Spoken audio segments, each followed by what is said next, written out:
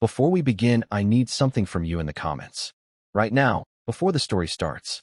Have you ever helped someone when there was absolutely nothing in it for you? No one watching. No thank you coming. No possibility that the person would ever be in a position to repay you. And you did it anyway, because leaving them there was not something you were able to do. Tell me about it below. 1 or 2 lines is enough. I read every single comment on this channel, and I mean that literally.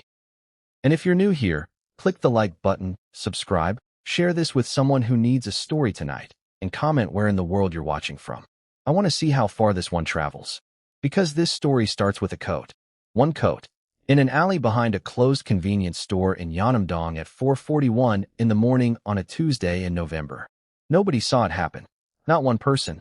Not a witness. Not a camera that was working. Not a neighbor at a window. There was rain coming down hard enough to erase sound, and a street with every light off, and one woman walking home from a night shift with flowers still in the creases of her hands. Amara Cole did not know she was being watched, because she wasn't. That is the entire point. She did not know the name of the man she found face down in 11 centimeters of running water. She did not know that the dark spreading out from under him was not rainwater. She did not know that the 2 men who had put him there had driven 4 blocks and were, at that moment, turning around because one of them had begun to doubt the job was finished. She did not know that the phone in his coat pocket had 11 missed calls on it from a man who would have burned half of Seoul to find him.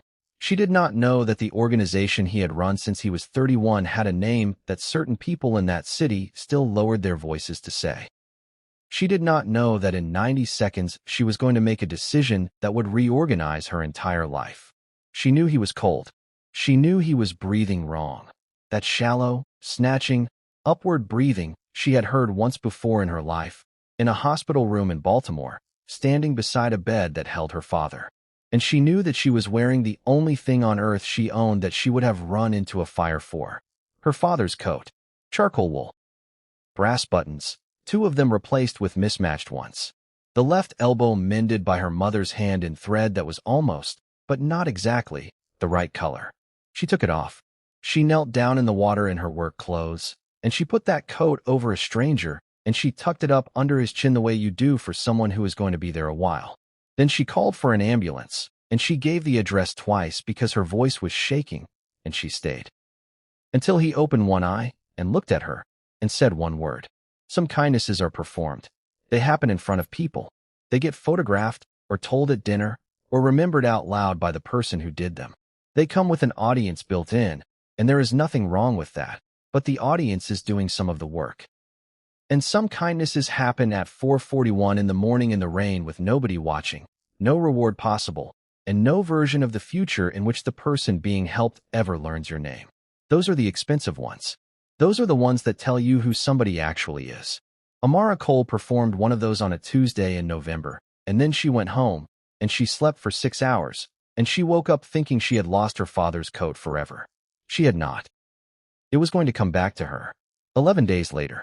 Folded, cleaned, mended by a tailor who had been paid an unreasonable amount of money to copy a dead woman's stitching exactly. Carried up her stairs by a man with 40 people behind him. If this story has already got you, type, "Nobody was watching," in the comments so I know you're here from the beginning. Now, let us begin. Amara Cole was 29 years old and had been baking bread professionally for 3 years, which was not very long, which mattered less than you would think, because she had been baking bread badly and stubbornly for 11 years before that in a kitchen in Baltimore with a father who ate every single failure and told her the truth about all of them. Thomas Cole repaired city buses for 34 years. He got up at 4:10 in the morning for 34 years. He came home with grease in the lines of his knuckles that did not come out no matter what he scrubbed with, and he put on that charcoal coat over his work clothes in the winter because he refused to own 2 coats when one coat worked. Lorraine Cole ran the laundry department of a hospital and could fold a fitted sheet into something that looked like it had been ironed by a machine. Those were her people. Show up correctly. Do the unglamorous part well. Do not make a performance of your own decency. Amara absorbed it entirely, the way children absorb the things nobody sits them down to explain. And she absorbed one more thing, which was a story. Because when Thomas Cole was 19 years old, the United States Army had sent him to a base north of Seoul for 14 months, And in those 14 months, he had found a bakery in a side street in Dongdukian run by an old couple who did not speak a word of English. And he had gone there every single time he had money in his pocket. He talked about that bread for the rest of his life.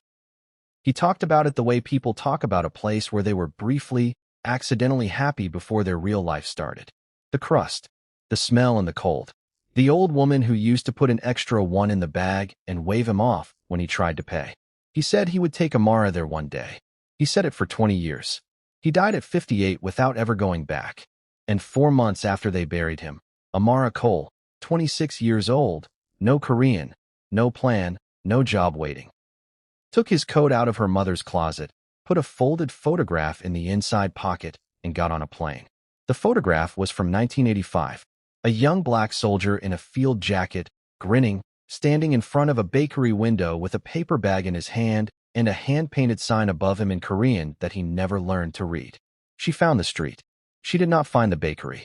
It had closed in 1998, and the building had been a phone repair shop, and then a nail salon, and then nothing at all. She sat on the curb outside it for 2 hours.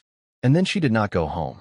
She stayed in Seoul, which was not a decision so much as an inability to make the opposite one. And she worked illegally, and then legally, and she got turned down by 9 bakeries. And the 10th was a small one in Yeonnam-dong with 6 tables, and a 71-year-old owner named Han Mija, who looked at Amara's hands, asked her one question, and hired her. The question was, "Can you get up at 10 at night?" Amara said yes. 3 years later, she was still saying yes.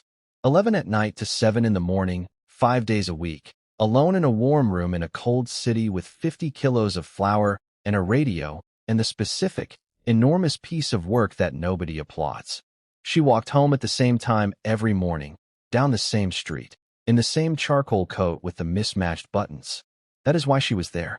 There was no fate in it. There was no destiny. There was a woman who had built a life out of doing the boring thing correctly, walking the route she always walked, at the time she always walked it. The universe did not send Amara Cole down that alley. Her father's habits did. The rain that Tuesday was not dramatic. It was November rain in Seoul. Cold, straight down, relentless, the kind that gets into your collar and stays there. She heard him before she saw him. Not a shout, not a groan. A sound like someone trying to breathe through a wet cloth. She stopped walking.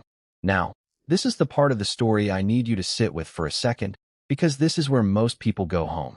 Not bad people. Ordinary, decent people. Because it was 4:41 in the morning in an alley in a foreign country, and she was a woman alone, and every single instinct that keeps a person alive was telling her one thing, and that thing was keep walking. She has said since that she did not decide anything. She has said that her body turned into that alley before her mind had finished arguing. He was face down. Expensive shoes. A suit that had cost more than she made in 3 months, ruined. One arm underneath him at an angle, arms do not go. And around him, moving in the running water, spreading out and thinning and going pink, something that was not rain. She got down on her knees in it. She put 2 fingers on his neck the way she had been taught in a community center CPR class in Baltimore when she was 17 years old and had signed up because a boy she liked had signed up. 11 years later, in the rain, on the other side of the planet, that class saved a man's life. She found a pulse, fast and thin and there. And then she did the thing that this entire story turns on. She took off her coat. Understand what that coat was. It was not a garment. It was the last physical object on earth that had been shaped by her father's body. The sleeves stretched where his forearms had been, the pockets gone soft, the collar that still, if she was honest, and it was cold enough, smelled faintly of the depot. It was the thing she had flown 4,000 miles holding. And she put it over a stranger, in the mud, in the blood, because a body that cannot hold its own heat dies faster, and she knew that, and there was nothing else in that alley to give. She called 119. She said the address in her careful, practiced Korean. She said it twice, and while she waited, she did something the men who arrived later could never explain and never stop talking about. She held his hand, not to check anything, not for a pulse. She held a dying stranger's hand in the rain so that if it turned out to be the last minute of his life, it would not have been a minute he spent alone. His eyes opened, one of them, just barely. He looked at her for perhaps 4 seconds, a black woman he had never seen, soaked through, no coat, holding his hand, saying, "Stay with me. Sir, they're coming, stay with me." And Kang Deun, who had not asked anyone for anything in 18 years, used the only breath he had to give her a warning. Go. She did not understand at first. Then she heard the car. Slow. No headlights. Coming back down the street she had walked down. Amara Cole let go of his hand, stood up, and went. Not running, because running gets you noticed, but walking fast with her shoulders down and her heart going like a bird in a box, into the doorway of a shuttered laundromat 40 meters away, where she stood in the dark and watched two men get out and look at a man lying under a woman's charcoal coat. She watched them look up and down the street. She watched one of them say something to the other, and she watched them get back in the car and drive away. Because a body covered by a coat is not a body somebody forgot about. A body covered by a coat is a body somebody is coming back to. That coat is the reason he lived. Not the ambulance. Not the surgeons. Not the 400 million won of medical intervention that happened over the next 9 days. A dead man's overcoat, put there by his daughter, made two professionals decide there was a witness. Comment, the coat saved him. If you saw that coming, because I promise you Amara did not. Kang Deun woke up on the 4th day. He was 38 years old. He had led the Chanwol line for 7 years, which was longer than anyone expected and considerably longer than certain people had planned for. His father had built the Chanwoo out of the harbor at Incheon in the 60s, and his father had been loud. Loud men were how that world used to work. Deun was not loud. Deun was the man who had turned an organization that broke fingers into an organization that owned buildings. Construction, freight, 3 legitimate holdings, and a 4th that was pretending. He had ended more disputes with a phone call than his father had ended in his entire life. His people were frightened of him in a way that had nothing to do with his voice, because he had never once needed to raise it, and everyone knew what that meant. He had also, in 7 years, become extremely difficult to love. Nobody had said this to him. He had noticed on his own. He woke up in a private room with a tube in his chest and 11 stitches in the back of his head and no memory of the alley. He remembered the restaurant. He remembered the corridor. He remembered recognizing one of the 2 men and understanding, in the half-second before it started, exactly which of his own people had sent them. Then nothing. Then a ceiling. His second-in-command, a heavy, careful man named Pak Jae-sung, was in the chair beside the bed and had been for 4 days. Deun asked one question first. Not who. Not how. He asked, whose coat? Because the first thing he had seen when he opened his eyes on day 1, before the tube, before the pain, before the understanding, was a charcoal wool overcoat folded on the chair beside him, still damp, with mud dried into the hem. Nobody knew. The paramedics said it had been on him when they arrived. The caller had not given a name. The call had come from a woman's voice speaking Korean with an accent, and she had said the address twice, and she had not stayed. Pak Jae-sung had assumed it was a man's coat belonging to some passing office worker and had it hung up. He had not thought about it again. Deun asked for it. He went through the pockets himself, with one working hand, in a hospital bed, at 2 in the morning. Inside the left breast pocket, in stitching that had gone soft with age, in thread that did not match the lining, T-coal. In the right pocket, folded into quarters and warped by water, a photograph from 1985 of a young American soldier standing outside a bakery in Dongducheon, holding a paper bag, grinning at whoever was behind the camera. Deun looked at that photograph for a long time. Then he did something that 11 separate people in his organization later described as the moment they realized something in him had shifted. He gave the photograph to Pak Jae-sung, and he said, "Find her." And Pak said the reasonable thing. He said, "Sir, Uncle Yoon tried to kill you 4 days ago. He is still in that chair at that table. That is the priority." And Kang Deun, who had not eaten solid food in 4 days, said, "He'll still be there. Find her first." I want you to understand the scale of what happened next, because it is genuinely absurd. A criminal organization with holdings in 3 cities spent 11 days looking for one woman. 40 people. Not for a rival. Not for money. Not for territory. For the owner of a coat. They started with the hospital. The call had come from a burner-cheap prepaid phone with no registration. Dead end. They pulled every camera within 400 meters of the alley. 2 were broken. 1 was pointed at a wall. One had recorded 11 seconds of a figure crossing a road in heavy rain. Too dark and too far to be anything but a shape. They went at the coat itself. The wool was American, 40 years old, from a manufacturer that had closed in 1994. The buttons had been replaced twice by hand. There was no dry cleaning tag because it had never once been dry cleaned, which left the photograph. And here is where the story turns, because a photograph is not a dead end. A photograph is an address. Park Jae-sung took the sign above that bakery window, hand-painted, 1985, and had it read and traced and cross-checked against 40-year-old commercial registrations in a district north of Seoul. And on the 8th day, 2 of his men were standing in a side street in Dongdukyeon in front of a building that was currently nothing at all. They knocked on doors. The 4th door was a woman in her 60s whose parents had run that bakery until 1998. And she said the sentence that ended the search. She said, "The American girl came here 3 years ago.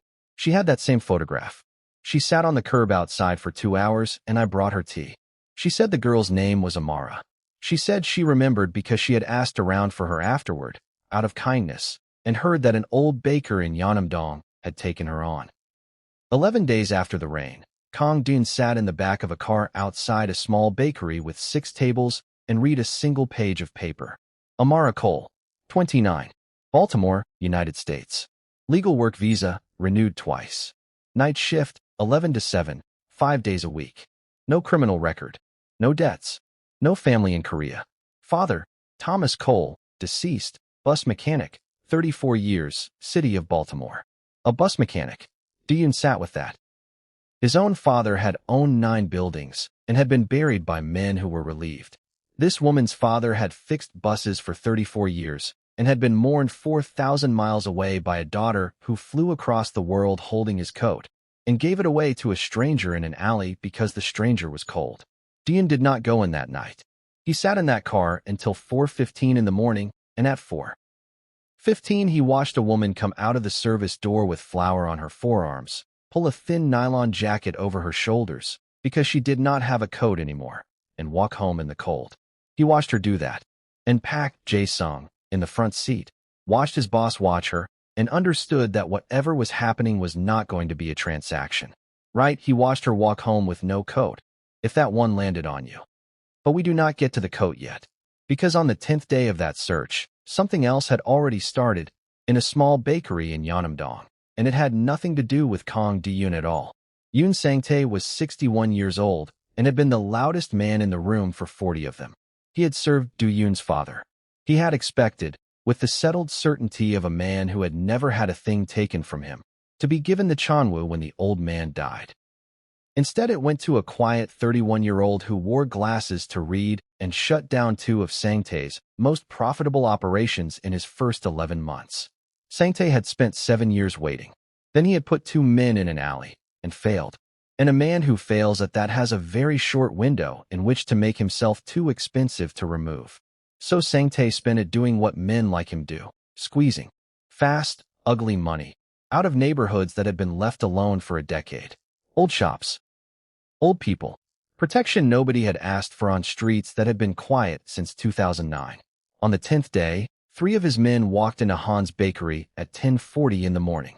Han Mi-ja was 74 years old. She had opened that shop in 1979. She had paid nobody in 18 years, and she told them so, standing behind her own counter, in front of a room with 11 customers in it. They took the till. Then one of them picked up a tray of the morning's bread. 40 loaves, 6 hours of somebody's night, and turned it over onto the floor and stepped on it, slowly, while an old woman watched. Amara Cole was not supposed to be there. Her shift had ended at 7. She had come back at 10:30 because Master Han's shoulder had been bad all week and Amara had started coming in on her own time to lift the flour sacks, without being asked, without mentioning it, because that is what she was like. She came out of the back room with a 15-kilo sack on her shoulder, and she saw an old woman being humiliated in her own shop. She put the sack down. She walked to the front. She put herself between Han Mi-ja and 3 men, and she said, in Korean, level, unhurried, the way she said everything. She's 74. Take the money and get out of her shop. The man on the left backhanded her across the face. 19 people saw it. 11 customers. 2 staff. Three of them. Han Mija, a delivery driver in the doorway, and one man in a parked gray sedan across the street who had been sitting there since 8 in the morning because his boss had told him, the night before, to watch that building and report anything unusual. He reported it. Amara did not fall. She stood there with her cheek opening up under her eye, and she did not make a sound, and she did not step aside, and the three men looked at her and did the calculation that men like that always do, which is whether hurting this person further is worth the noise, and they left. She locked the door. She sat Master Han down. She swept up 40 loaves of bread. Then she went into the walk-in cooler, alone, and stood there with her hands on a shelf for 4 minutes, and only then did she let herself shake. She did not call the police. She had a visa. She had watched what happened to people in her position who called the police. She thought that was the end of it. It was not the end of it. It was 11:02 in the morning, and by 11:40 a.m. man in a hospital-issue sling had already asked for the names of all three of them. Here is what did not happen. Nobody was killed. Nobody was dragged out of a shop and beaten in the street. There was no revenge in the sense that word usually means in a story like this, and I want you to stay with me, because what actually happened was so much worse for the people it happened to. Kang De-eun had spent 7 years turning a violent organization into a patient one, and a patient organization does not break your hands. It takes your money, your position, and your name, and it leaves you alive to sit in it. Over 9 days. The three men who walked into that bakery were found by their own side and put out. Not hurt, put out. Stripped of every earner they had, walked out of every room they had ever been welcome in, and made to understand that the reason was a 74-year-old woman's bread. Every business Yoon Sang-tae had squeezed in that district received the money back. In cash. In an envelope. Delivered by a polite young man who apologized on behalf of no one in particular and did not explain. 2 of Sang-tae's 3 lieutenants were offered something better by somebody quieter, and took it, in the way men always take it. And on the 9th day, Yoon Sang-tae sat down at a table in a private room in Mapo across from a man he had tried to have killed in the rain, who did not raise his voice, and who explained to him, in about 90 seconds, exactly what the rest of his life was going to look like. He was allowed to keep his apartment. He was allowed to keep his pension. He kept his life. He lost everything that had ever made him feel like a man, and he lost it to somebody who never once stopped being polite. That is what happened to the Empire's enemies. Now let me tell you what the Empire did with its debt. On the 11th day, at 7:20 in the morning, Amara Cole came out of the service door of Han's bakery with flour on her forearms and a bruise going yellow under her left eye. There were 4 black cars on that street. There was a line of men. Not a threatening line, a waiting line. The way people stand at a funeral, and at the end of it, in a charcoal overcoat of his own, with one arm still strapped across his chest, was a man she had last seen face down in 11 centimeters of water. She stopped in the doorway. He walked toward her, slowly, because walking was still difficult, and he stopped at a distance that a woman alone would consider correct, and he bowed. Fully. From the waist. 38 years old, head of the Chanwol line, in front of 40 of his own people, to a night shift baker. None of them had ever seen him do that. Some of them talked about it for years. Then he straightened up, and Pak Jae-sung stepped forward and handed her something folded in white paper and tied with plain string. She opened it on the step. Charcoal wool. Brass buttons. And the 2 mismatched ones still mismatched, because someone had understood that replacing them would have been a desecration. Cleaned. Every trace of that alley gone out of it. And on the left elbow, the mend. Not repaired. Not covered. Copied. Her mother's uneven, slightly wrong-colored, entirely human stitch. Reproduced exactly, over the where the wool had taken in 11 days, by a tailor in Jongnyo who had been paid a sum that would have paid Amara's rent for a year and who had been given one instruction. Change nothing. Amara Cole stood on a step in Yeonnam-dong holding her father's coat and could not speak. And Kang De-eun said the second thing he ever said to her. Your father was a mechanic. She nodded. 34 years. She nodded again. My father owned 9 buildings, he said. Nobody cried at his funeral. Then he told her, in plain flat sentences, what she had done. That the coat had made 2 men decide there was a witness. That the coat was the reason he was standing on that street. That he had been in the back of a car 11 nights, and had watched her walk home in the cold in a nylon jacket because she had given away the only warm thing she owned to a stranger who could not thank her. And then he tried to pay. Not vulgarly. He was not a vulgar man. He offered her the deed to a building in Dongdukian, the building in the photograph, the one that had been a phone shop and a nail salon and nothing at all, which he had bought outright on the 9th day. Her father's bakery. Hers. Free and clear. And Amara Cole handed the papers back. She said no. I want to be precise about why, because this is the whole woman in one paragraph. She did not say no out of pride, and she did not say no because she was afraid of who he was, although she had worked it out by then. She said no because of what accepting it would have done to the thing itself. She said, if you pay me for it, then it was a transaction. And it wasn't. I needed to have not been. She said, I would have done that for anybody in that alley. That's not humility. That's just true. If I take a building for it, then it becomes something I did for a rich man, and I'd rather have my coat and my job. And then she said the sentence that broke something open in him. She said, my father gave people things for free his whole life and died with nothing, and I have never once been ashamed of him. Don't make me the first person in my family to be paid for being decent. Kong Dian stood on that street for a long moment. Then he took the papers back, and he bowed again, and he left. 40 men. 4 cars. Gone in 90 seconds. She thought that was the end. It was not the end. The next morning at 4:50 a.m., a man in an expensive coat with one arm in a sling came into Han's bakery, which did not open until 7. The side door was open, because the side door was always open at 4:50 in the morning to let the heat out. He bought 1 loaf. He paid cash. He said thank you. He left. He did it the next morning. And the next. He did not sit down. He did not ask her anything. He did not bring anyone with him. Although 2 of his men were always somewhere on that street, and she learned to spot them, and she stopped minding. 4:11 mornings, the head of the Chanwha line got up before 5 o'clock. A man who had been shot 4 weeks earlier, who had 11 stitches in his skull, who had an organization to hold together, and drove across Seoul to buy 1 loaf of bread from a woman who had never asked him to. On the 6th morning he said, the crust is different today. She said, it's colder. The dough knows. That was the entire conversation. On the 9th morning, Han Mi-ja, who missed nothing in 74 years and had figured out exactly who this man was on day 2, put a chair by the oven and left it there, and said nothing about it to either of them. On the 11th morning, he told her one true thing about himself, unprompted, standing by the door with a paper bag in his hand. He said, I have not eaten anything somebody made for me, and not for money, since I was 19 years old. And then he left. And Amara Cole stood in that warm room at 5 in the morning with her hands in the flour and understood, finally, completely, what the last 4 weeks had actually been about. Not the coat. Not the debt.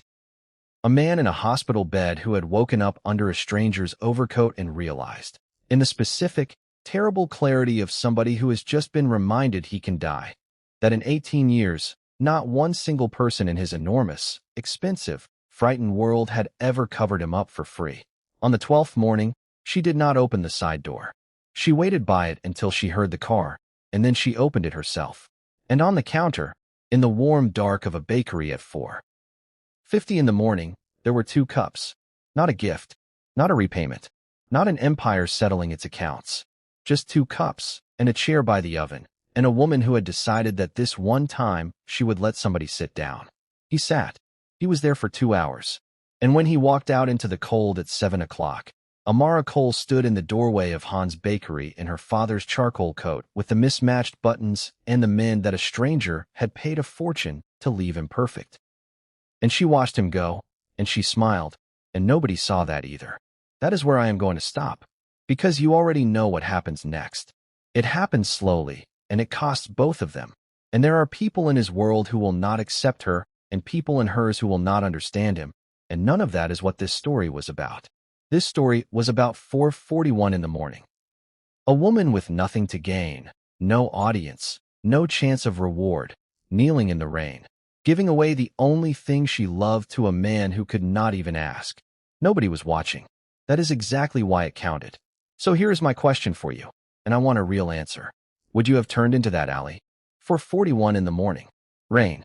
A city that isn't yours. A shape on the ground that might be a body and might be a trap. Nobody watching, nobody coming, and no version of the story where anybody ever finds out what you did. Be honest. Not the answer you want to give, the real one. Type it below. I read every single comment, and I will read yours.